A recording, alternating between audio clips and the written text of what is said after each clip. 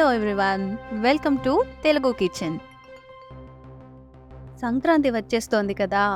సంక్రాంతి వచ్చిందే తుమ్మెదా. ఏవైనా పిండి వంటలు చేసేద్దామని ఫిక్స్ అయ్యాను. అలా ఫిక్స్ అయ్యి ఈ రోజు నేను బిళ్ళగారెలు చేసి చూపించబోతున్నానండి. వీటిని పప్పు చెక్కలని, పప్పు బిళ్ళలని ఒక్కో ప్రాంతంలో ఒక్కో పేరుతో పిలుస్తారు. పేరేదైనా టేస్ట్ మాత్రం అద్దిరిపోతుంది. మరి ఇంకా ఆలస్యం చేయకుండా బిళ్ళగారెలు చేసేద్దాం పదండి.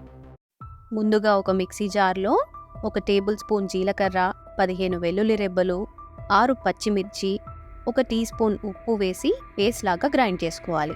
పచ్చిమిర్చి, వెల్లుల్లి, జీలకర్ర పేస్ట్ రెడీ అయిపోయింది. నేను 1 కిలో పొడి బియ్యం పిండి తీసుకున్నాను. దీంట్లో 4 టేబుల్ స్పూన్లు నానబెట్టిన శనగపప్పు, 2 టేబుల్ స్పూన్లు నానబెట్టుకున్న పెసరపప్పు, 2 టేబుల్ స్పూన్లు వేయించి పొట్టు తీసి నానబెట్టుకున్న వేరుశెనగపప్పు.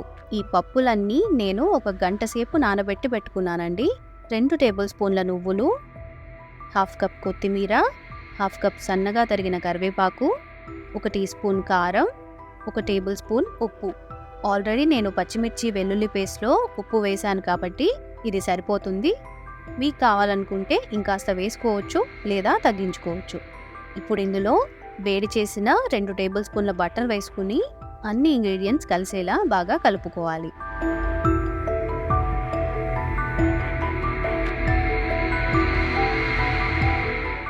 ఇప్పుడు పచ్చిమిర్చి వెల్లుల్లి పేస్ట్ వేసుకుని బాగా మిక్స్ చేసుకోవాలి. ఈ పిండిలో తగినన్ని వేడి నీళ్లు పోసుకుని బాగా కలిపి ఇలా ముద్దలాగా చేసుకోవాలి. ఇప్పుడు పూరి ప్రెస్ తీసుకుని పిండిని చిన్న చిన్న ముద్దలుగా చేసుకుని ఆయిల్ అప్లై చేసుకుంటూ గారెలొత్తుకుని ఇలా ఒక క్లాత్ మీద వేసుకుని పెట్టుకోవాలి.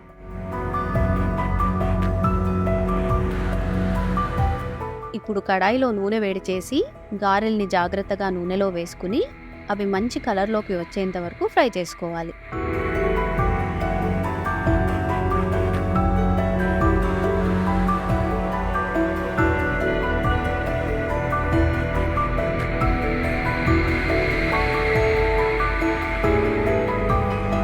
అంతేనండి, బిళ్ళగారెలు రెడీ అయిపోయాయి.